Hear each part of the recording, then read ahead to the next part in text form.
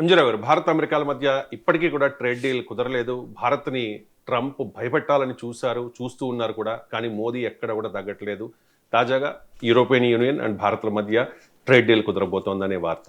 So Modi దౌత్య విధానానికి పరాకాష్ఠగా European union ఇండియాల మధ్య జరగబోతోన్న ఈ ట్రేడ్ డీల్ని అభివర్ణించవచ్చా? ఎస్ అండి. నరేంద్ర మోడీ భారత ప్రధాని, ఈయన దౌత్యానికి పరాకాష్ఠ, ఏ జెనిత్ ఆఫ్ హీజ్ డిప్లొమసీ. ఒక ఎలా అంటే ఒక పీక్ ఆఫ్ హీజ్ డిప్లొమసీ అనమాట. ఒక అంటే దౌత్యానికే పరాకాష్ఠ. అంటే ఇప్పుడు ఇండియా EU ట్రేడ్ డీలు, ఈ రెండిటి మధ్య కుదిరే ట్రేడ్ డీల్తో నరేంద్ర మోడీ గారు గత 12 సంవత్సరాలుగా ఆయన ప్రధాని బాధ్యతలు నిర్వహించిన దానికి పీకెస్ట్ అని చెప్తానండి. అసలు ఈ ట్రేడ్ డీల్ కోసమే ఆయన రిటైర్మెంట్ అవ్వలేదా అని కూడా చెప్పొచ్చు. ఎందుకంటే ఈ trade deal, India EU trade డీల్తో వెంటనే నరేంద్ర మోడీ గారికి బద్ధశత్రువుగా మారిపోయిన, ఒక రకంగా చెప్పాలంటే నేను నరేంద్ర మోడీ గారికి మిత్రుడిని అంటారు ట్రంప్ గారు.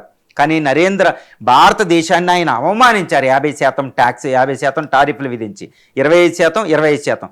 రష్యాతో నువ్వు డీల్ కుదుర్చుకోవద్దు, ఆయిల్ తెచ్చుకోవద్దని అవమానిస్తున్నారు. ఆపరేషన్ సింధూర్ని నేనే ఆపాను, యుద్ధాన్ని నేనే ఆపానని అసీం మున్నీర్ గారికి అక్కడ రెడ్ కార్పెట్. భారతదేశాన్ని దారుణంగా అవమానిస్తున్నాడు ట్రంప్. అసలు భారతదేశానికి కొరకురాని కొయ్యనమాట. దారుణంగా మన ఇండియా ట్రేడ్ 16% అమెరికాతో ఉండేది ఆగిపోయింది. చాలా విపత్కర పరిస్థితుల్లో చాలా జాగ్రత్తగా నడుపుతున్నాం. ఇప్పుడు ఆ డొనాల్డ్ ట్రంప్కి పూర్తిగా చెక్ పెట్టబోతున్నారు నరేంద్ర మోడీ గారు. ఎందుకంటే ఇండియా EU ట్రేడ్ డీల్ కుదుర్చుకుంటే ఇక ట్రంప్తో మనం ట్రేడ్ డీల్ డిస్కషన్స్ కూడా చేయనవసరం లేదండి. ఎందుకంటే అమెరికాకి అయితే ఎక్స్పోర్ట్ చేస్తున్నామో వాటిని యూరోపియన్, అంతే డెవలప్డ్ అయిన యూరోపియన్తో మనం రిప్లేస్ చేయొచ్చు. ప్రపంచంలో ఎవరితో కూడా రిప్లేస్ చేయలేం. అమెరికాకి ఎక్స్పోర్ట్ చేసే మత్స్య, వస్త్రాలు, ముఖ్యంగా డైమండ్స్, జ్యువెలరీ, పెట్రోకెమికల్, ఇవన్నీ కూడా ఓన్లీ అమెరికన్సే ఎక్కువ కొంటారు డెవలప్డ్ కంట్రీస్లో. వాళ్ళకి తర్వాత యూరోపియన్. ఇప్పుడు అమెరికాతో మనకు సంబంధం లేదు, యూరోపియన్కి ఈ ఎక్స్పోర్ట్ చేసేస్తాం. ఇక అమెరికాతో ట్రేడ్ డీల్ కోసం అతను పెట్టే కండిషన్స్ మనకు అవసరం లేదు. ఈ విధంగా మోడీ చాలా చాకచక్యంగా, చాలా జాగ్రత్తగా ట్రంప్కి చెక్ పెట్టేశారండి. ఆల్మోస్ట్ కంప్లీట్ అయిపోయింది ఇది మోడీ. అందుకనే మోడీ దౌత్య విధానానికి ఒక పరాకాష్ఠ అనే, ఒక జెనిత్ అనే ఒక పదాన్ని నేను ఎందుకు వాడుతున్నానంటే ఒక అద్భుతమైన డిప్లొమసీ అనమాట. ఇక రెండోది ఏంటంటే చైనా. ఇంకో పక్క చైనా, అమెరికాతో టారిఫ్స్ వచ్చే, అమెరికాతో మనకు కొంచెం గొడవలు వచ్చేటప్పటికి ట్రంప్తో వెంటనే చైనా రంగంలో దిగి నేను నీకున్నాను అంటూ రెడీ అయిపోయింది. ఇక్కడ ఒక చాలా డేంజరస్ అనమాట. ఎందుకంటే చైనా ఈజ్ సో డేంజరస్. చైనాని ఎప్పుడూ నమ్మడానికి లేదు ట్రేడ్ విషయంలో, ఏంటంటే ఎక్కడ విషయంలో. కానీ మోడీ గారు వెంటనే చైనా వెళ్ళవలసిన పరిస్థితి వచ్చింది అక్కడ టియాన్జియన్కి. ఇది SCO పేరు చెప్పి, దాంతో ఏదో ట్రేడ్ కాస్త ఎక్కువ అవుద్ది అంటే ఎప్పుడు ఎక్కువ అవ్వదండి. ఎందుకంటే చైనాతో మనం సెపాలో లేము, ఆఫ్రో ఏషియా పసిఫిక్ దాంట్లో కూటమిలో లేము, దాంతో ఎప్పుడు FTAలో ఉండదు. చూడండి, చైనాతో ట్రేడ్ డీలు, చైనాతో ఫ్రీ ట్రేడ్ అగ్రిమెంట్ అనే పదం కూడా మనకి ఎప్పుడు వినపడదు. ఎందుకంటే చైనాతో ఎప్పుడు సాధ్యం కాదు. ఏదో ట్రేడ్ చేస్తాం అంతవరకే, కొనుక్కోవడం అమ్ముకోవడం అంతే, వాళ్ళకి మధ్యన ఎప్పుడు కుదరదు. కానీ ఆ చైనాని మీద ఎక్కువ డిపెండ్ అయిపోయి ఉన్నాం ఈరోజు. చైనాతో యుద్ధం చేసే పరిస్థితిలో కూడా మనం లేము. ఎందుకంటే దాని మీద ఎక్కువ, ఇప్పుడు చూడండి, మన ఫార్మాస్యూటికల్స్ ఏంటి, మన ఎలక్ట్రానిక్స్ ఏంటి, మన కమ్యూనికేషన్స్ ఏంటి, అన్ని విషయాల్లో మనం చైనా మీద డిపెండ్ అయిపోయి ఉన్నాం. చూడండి ఎంత దారుణమైన పరిస్థితి.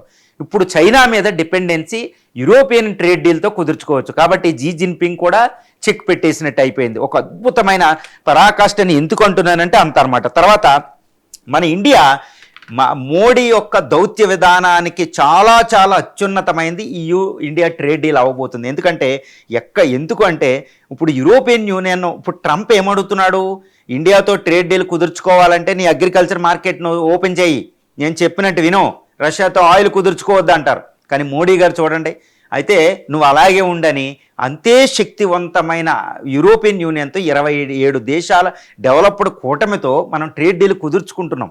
ఎవరి టర్మ్స్? ఇండియా పెట్టిన నిబంధనల మీద. ఇప్పుడు వరకే యూరోపియన్ యూనియన్ అగ్రికల్చర్ కోసం కండిషన్స్ పెట్టలే, మన అగ్రికల్చర్ని రక్షించుకోవచ్చు. కానీ మోడీ ట్రంప్ విషయంలో అలా కుదరలేదు. తర్వాత రష్యా నుంచి మన సంబంధాల విషయంలో యూరోపియన్ యూనియన్ ఇప్పుడు మాట్లాడడం లేదు. అంటే మనకు నచ్చిన విధంగా ట్రేడ్ డీల్ కుదుర్చుకుంటున్నాం. ఇది దౌత్య విధానంతోనే సాధ్యమవుతుందండి. ఎందుకంటే 27 దేశాలు అంటే Britain, France, Germany, Poland, Italy, Estonia, Latvia, Lithuania, Hungary, Romania, Bulgaria, చూడండి నార్వే, స్వీడన్, డెన్మార్క్, ఈ స్కాండినేవియన్ కంట్రీస్, ఇంత అతిపెద్ద కూటమి ప్రపంచంలోనే ఒక అద్భుతమైన EU కరెన్సీ పెట్టి సింగిల్ ట్రేడ్ మార్కెట్తో ఉన్న దాంతో మనం మన కండిషన్స్తో ట్రేడ్ డీల్ అంటే ఇది మోడీ దౌత్య విధానంతోనే సాధ్యమవుతుందన్నమాట. అంత ఈజీ కాదండి. ఎందుకంటే అన్ని కండిషన్స్ అక్కడ ప్రజెంట్. అంటే ప్రపంచం, నేను ఎప్పుడూ చెప్తానన్నమాట, ట్రంప్ వల్ల మనకు ఒక క్రైసిస్, ఒక సమస్య వచ్చింది. కానీ ఆశావాహులు ఎప్పుడు ఎలా చూస్తారంటే, ఆప్టిమిస్టిక్ పర్సన్స్ ఎలా చూస్తారు అంటే, they can always hopeful and they can convert this crisis into an opportunity అనమాట. ఒక అద్భుతమైన అవకాశం కింద మార్చేస్తారు. చూడండి, ట్రంప్తో మనకి ఒక విపత్తు వచ్చింది, చైనాతో విపత్తు వస్తుంది. ఇలాంటి అవకాశాన్ని, ఒక విపత్కాల పరిస్థితిని ఒక అవకాశంగా మార్చుకొని ట్రేడ్ డీల్ కుదుర్చుకుంటున్నారన్నమాట. ఇది దౌత్య విధానం. ఇందుకే మోడీ రిటైర్మెంట్ ఆగిందా అని కూడా నేనైతే చెప్పగలుగుతాను. ఎందుకంటే ఇలాంటి విపత్కర పరిస్థితులు, ఇటు ట్రంప్, ఇటు ప్రపంచ రాజకీయాలు మారిపోతున్న యుద్ధ వాతావరణంలో ఆయన 75 సంవత్సరాలు నిండిపోతే అందరూ రిటైర్మెంట్, నేను కూడా అన్నా రిటైర్మెంట్ ఎందుకు అవ్వలేదని. కానీ ఇప్పుడు అర్థమవుతుందన్నమాట, మోడీ ఇంత అనుభవజ్ఞుడున్న, ఇంత డిప్లొమసీ చేసిన గ్లోబల్ లీడరు రిటైర్మెంట్ అయ్యి కొత్త వాళ్ళు వస్తే ఇన్ని డీల్ చేయలేరనమాట. ఎంత డీప్ రిలేషన్షిప్ కావాలి వరల్డ్ లీడర్స్తో. ఆయన చాలా చాకచక్యంగా 20 సంవత్సరాల పాటు స్టాల్ అయిన ట్రేడ్ డీల్ని ఈరోజు ఆయన కొలిక్కి తెచ్చి చాలా గుట్టు చప్పుడు కాకుండా అక్కడ EU నేతలు చూడండి, European union commission, council, president, ముగ్గురు నేతలు, 27 దేశాల కూటమి నేతలు ఈరోజు న్యూఢిల్లీ వచ్చి 27వ తారీఖున ట్రేడ్ డీల్ కుదుర్చుకోబోతున్నారు. ఈ ట్రేడ్ డీల్ నరేంద్ర మోడీ గారు EU లీడర్ల మధ్య కుదరబోయే trade deal world global game changer అవుతుంది. జియో పొలిటికల్లో ఒక పెద్ద కుదుపు అవ్వబోతుంది. ఇటు ట్రంప్, ఇటు జీ జిన్పింగ్ ఒకేసారి చెక్కి పెట్టబోతున్నారు. అందుకని ఇది మోడీ దౌత్య విధానానికి పరాకాష్ఠగా అభివర్ణించవచ్చు.